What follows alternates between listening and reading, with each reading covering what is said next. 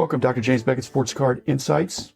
I'm here to do another recap episode of the previous 20, and there's also some weekend episodes too, but starting with episode 419 up through 438, I'll give you a quick summary of each one of those and some things I thought of after the fact in some cases. But thanks, sponsors, Beckett Media, Beckett Grading, Beckett Authentication, ComC.com, Burbank Sports Cards, Mike Stadium Sports Cards, Heritage Auctions, Huggins Scott Auctions, Upper Deck, Panini, and Topps. So starting with 419, that was a rehash, and I was wondering if people would like that or not like it. I didn't really get a lot of feedback on that. I thought it was interesting that I had actually recorded, not a great recording, from the talk that I'd given at the summit in 2018, exactly 3 years early, and so much has happened. And the gist of what I was speaking about was how you could make a case for Dallas being an epicenter of the industry. Certainly in 2021, after Kyle Robertson's Waters Creek shows that are the biggest shows in the country right now, and a lot of positives coming out of this area. 419A were the outtakes with Patrick Reno. That was from his show. And when I say listen, I also mean watch because he's a YouTuber. So that was fun. Saw Patrick he's from around here, and he just has his own approach to the hobby. It was fun to bat some things around with him. He had some good questions. 419B was the Huggins and Scott auction catalog, a review, also did an aftermath if you're tracking very closely. And I want to make the distinction is that I lost, but I am not a loser. If you bid an auction and you don't win, you are not a loser. You just lost. I've hopefully learned from my mistakes, but if I didn't, I could have bid more, and I chose not to. I chose to go to sleep and leave a max bid that was not sufficient to ward off the competition. 420, recap, don't recap the recaps. 421, the dueling questions with David Porter. I was looking for not necessarily an edge, but when I look in the basketball dollar boxes, I had my theory of Panini parallels. And he said, well, look for the zebras. There's no zebras in the dollar boxes. So thanks, David, but keep up the great work there. 422 was Upper Deck Hockey Insights, Billy Celio. I just got to say, it's not my choice to have a single licensee for each sport, but Upper Deck in the hockey area, they've been innovative, they've been creative in their products, even without competition per se of one of the other major card companies. They're doing their best to put out great products. Thanks, Billy, for sharing kind of how the sausage is made. 423 was risk management with Torsten Bauer. Here's Torsten, a theoretical nuclear physicist, but what is he doing now? He's working in risk management. Well, he's an all-around smart guy and a little bit of a math guy like I am, so I enjoy. We got into logarithms and other things that you probably have to look up. We are cooking up another episode that would be, again, for those who like it. I think I get comments that some people really like it and other people don't say anything. Not every episode is directed for everybody. That's the beauty of having a daily podcast. Some are going to really strike you and some are going to be not your cup of tea. 424 was Chris Harris's Stale Gum origin story. Enjoyed connecting with Chris. I've been on some panels with him and Hobby Hotline. Could see that he was a sharp guy. I thought, well, let's bat that around. 424A were the outtakes with Dustin Cooley. Some of these outtakes are from tiny excerpts from his show, or it can be after I've recorded my show and we're just talking about stuff. I just think that might add to what we have in the digital record. So thanks, Dustin. Enjoyed the experience, and hopefully we'll do it again one of these days. 424B was the Panini Box Battle. Again, still trying to figure out ways to creatively audio review sets. If I hadn't gotten what I got from them, I wouldn't have noticed how outstanding the NASCAR was. That kind of snuck up on me. But the sports card insight here that I just want to reemphasize is that before you buy a product, you need to look at what the SRP is for the product. And if a box is selling for way above the SRP, don't blame Panini if you don't get value. You're supposed to get value compared to the SRP.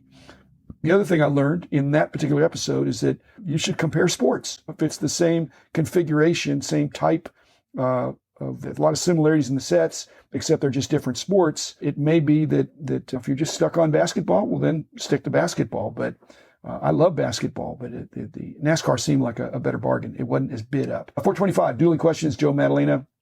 Sure looks like a win-win with Heritage, with Joe bringing his profiles and history there. I hope it is. I want Heritage to do well. They're a real bellwether within the industry, one of my sponsors, but do a lot of things, and this adds to the breadth of their team. 426, the Modern Convo. This was just the first segment. I really committed to bringing you less than 15 minutes. I do plan to do some more convos with some of these virtual Zoom dinners without food. If I do another one, this part, I broke it up. I was happy. First of all, I had terrific participation from these 5 guys in each case. I limited it to 5 intentionally, so I got a little bit of a waiting list. but certainly would like to add your name if you're interested in a future one of these with 5 people plus me. Everybody gets a chance to speak a little bit and weigh in. I'll probably break it up a little differently, not necessarily vintage versus modern. If you're interested in participating, let me know. drjamesbeck at gmail.com. 427 was Dustin's origin story. I'm struck that it seems like in the old days there was either cards or comics. Now it seems like there's a little more of a melding together, a little more of a coexistence. Some of the grading companies are grading comics and cards and comics. I don't begrudge those who, I made my choice for sports cards, but comics is another dynamic hobby that has a similar tracking. 428, the vintage convo on the budgeting, just a great group of guys. And the vintage versus modern with respect to budgeting, I thought I'd get some different approaches there. I think it really just depends on your personal circumstance. Ideally, you're in a circumstance where you don't have to budget so tightly that you can't pounce on a good deal. 429 was Chris Harris coming back to talk about sets that he thought, I don't know that he thinks they're underrated, but some of his favorite sets, just because he's considered overproduced doesn't mean it can't be your favorite set. I'm thinking teal now, thanks to Chris. That was a part of the hobby, those early Fleer sets. And as we said, they were right on the cusp of some very special sets that came in the late 90s and special inserts. 429A, the modern convo, the emotions of world record prices. Are you mad? Are you sad? Are you glad? Are you scared? I actually had a guy write in and say, no, I'm numb. I'm numb because it's one after the other emotion of world record prices. Depending on what your emotions are, where you're going to respond. 429B, the Topps Box Battle. Again, you'd have to listen to the episode. Very surprising winner. 430 and 431 were, I broke it up into 2 intentionally because Rocco Rosado is an amazing guy. The first episode, we make no mention of the fact that he is now blind. The part 2, we dig into that. Very inspirational. He's obviously a bright guy and he's made compensations in order to really still enjoy this wonderful hobby. 430 was the first part when we don't even acknowledge that he's blind and get into some of that background. And then 431, you find out this totally blind collector is having about as much fun as anybody is and participating in some of the other digital media and things like that. 432, the then and now collecting experience with Dustin Cooley. There's so many people that I'm bumping into now that have these 25-year gaps from collecting in the late 80s and then jumping in with a vengeance now. Dustin's having a lot of fun with his Personal Finance Dad YouTube channel. So I watch some of his stuff. He's pretty prolific. I can't watch it all, but again, I'm more of a listener than a watcher. 433, Vintage Convo on collectible condition. I was kind of surprised. I think I have my own hierarchy of what I will tolerate or enjoy or appreciate with respect to centering and corners and edges and surface, but a representative group of 5 outstanding vintage collectors, and each one had a slightly different perspective on what they would appreciate in their collection as opposed to what would be considered collectible condition. 434 was the aftermath of the Huggins & Scott auction results. Again, I lost, but I'm not a loser. I'm going to do better next time. From my perspective, they're the only auction that's doing what they're doing. So they're not for everybody, but I sure am enjoying participating. I'm not liking losing, but it's not about trying harder. It's probably bidding smarter. So let me encourage you with that. 434A was the outtakes with Chris Harris, Stale Gum. We just kept the recorder going and we got a little bit more into the fact that I'm a statistician. He's an economist in the U.S. economy. I don't know if you would say mercifully, but I turned that into a shorter episode. It was after we'd finished our other episodes. We just got on a roll there. Similarly, 434B, a shorter episode, the aftermath of the card show. Again, it's such a big success. I thought I really need to address this. Again, I'm addressing it in an audio fashion, but you can certainly imagine 608 tables and 5 quote unquote rooms with interesting stuff in each one. 435, that episode with Vintage Convo, collecting vintage, past, present, and future. We're just looking at how collecting vintage has evolved. There was a mix of ages. I suppose if I had a different 5 outstanding vintage collectors, maybe there'd be some, I may come back to that at some point. For the most part, it's evolved. The frustration is the prices have gone up so high, but how bad is that when your collection has gone up in value at the same rate?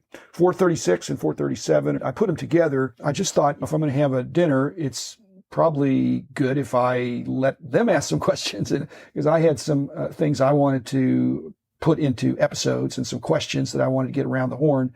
But I thought, let's use the last segment, which it was, for their questions. So each one of them had a question, and some of the other guys, very sharp guys, chimed in.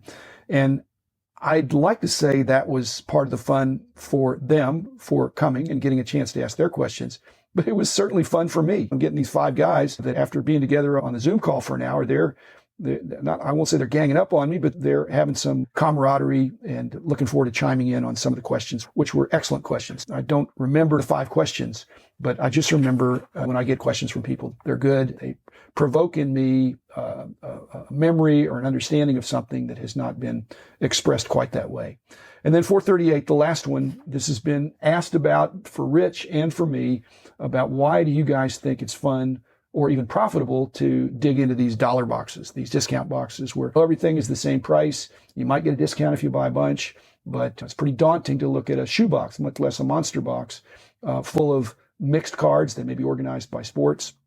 Even though I say it's fun and profitable, I think the emphasis is on fun as I reflect back on that episode and visiting with Rich, and there is a part 2 coming. But to be fair, I need to disclose I'm retired. So profit is perhaps not as important for me as having fun. I'm having fun going through cards that I wouldn't otherwise see because I'm not losing money, but I can't say if it was that lucrative, a whole lot of other people would be doing it. Number one, like I said, I think you need some special knowledge. Plus, you need to just accept the fact that this is going to be a pleasant way to pass the time. My slogan was always get rich slow. I don't think I want to get rich that slow, but when you're picking out a dollar card and selling it for $2, you got to list it, you've got to sort it. There need to be some $10 cards in there. Even that. It's don't quit your day job. I did quit my day job, but I quit my day job after selling a company and building it up. So again, I still love the hobby, and that's one of the ways I express it. It's my version of breaking because I don't know what I'm going to get when I sit down. And it's going to take a little bit longer than a break. Actually, it's not going to take that much longer with some of these breaks that take a long time. Anyway, thanks again, everybody. I'll be back again tomorrow with another episode that will be a real episode about something new and fresh. And I think you'll like it. Thanks. Bye.